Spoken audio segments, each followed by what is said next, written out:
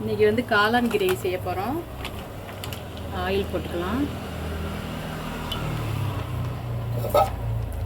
Oil சூடானதும் கொஞ்சம் வெந்தயம், கொஞ்சம் சீரகம்,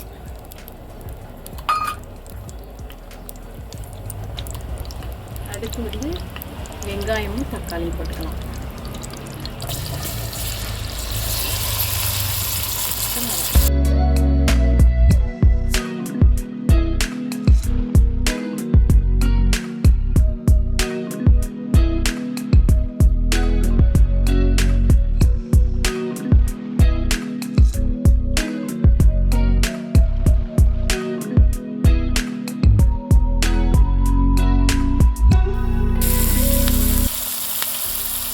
பச்சை மிளகாய் போட்டுக்கலாம். இது வதங்கிடுச்சு. மசாலா போட்டுக்கலாம். மசாலா வந்து மல்லித்தூள், இது மிளகாய்த்தூள், மஞ்சத்தூள், மிளகு சீரகத்தூள், இது வந்து கரம் மசாலா தூள் கொஞ்சமாக வச்சுருக்கேன். இது வந்து சர்க்கரை வச்சுருக்கேன். சர்க்கரை வந்து சும்மா டேஸ்ட்டுக்கு தான் போட போகிறேன். இது வந்து உப்பு பார்த்து போட்டுக்கலாம். அடுப்பை கொஞ்சம் குறைச்சி வச்சுக்கலாம்.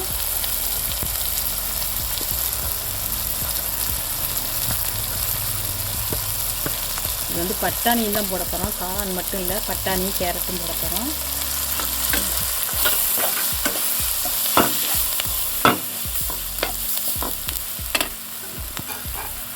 தயிர் கொஞ்சம் ஊற்றிக்கலாம்.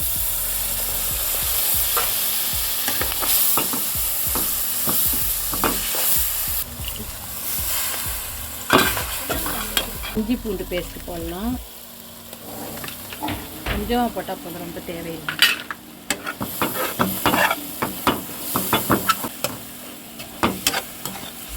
இந்த மசாலா வடை போக விட்டு நம்ம காய்கறியை போட்டுடலாம்.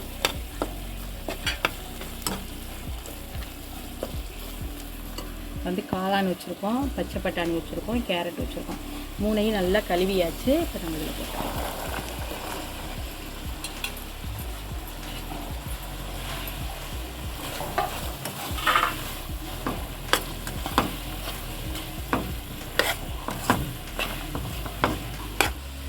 தேங்காய் அரைச்சி வச்சுருக்கோம். தேங்காய் வந்து சக்கையை கொஞ்சம் எடுத்துடலாம். சக்கை வந்து அவ்வளோவா போட வேண்டாம், அது கொஞ்சம் மணமணன்னு இருக்கும். அதனால் சக்கையை எடுத்துட்டு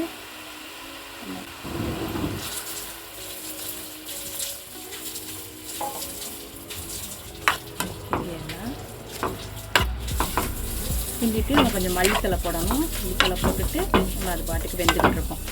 நல்லா வேகட்டும். வேக விட்டு அப்புறம் பார்க்கலாம். சூப்பராக இருக்குங்க இந்த காளான் கிரேவி, ரொம்ப டேஸ்ட்டாக இருக்கும்.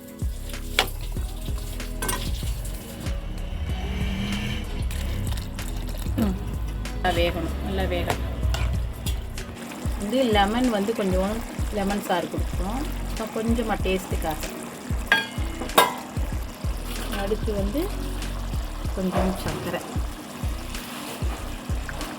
அடுத்து வந்து மல்லித்தலை போடுறோம். அவ்வளோதான். சூப்பரான நமக்கு வந்து காளான் பட்டாணி கிரேவி ரெடி ஆயிடுச்சு. இது வந்து நம்ம சப்பாத்தி, இடியப்பம், ஆப்பம், இட்லி, தோசை எல்லாத்துக்குமே நம்ம வந்து தொட்டு சாப்பிட்லாம். சூப்பராக இருக்கும். நீங்கள் செஞ்சு பாருங்கள், ரொம்ப டேஸ்ட்டாக இருக்கும்.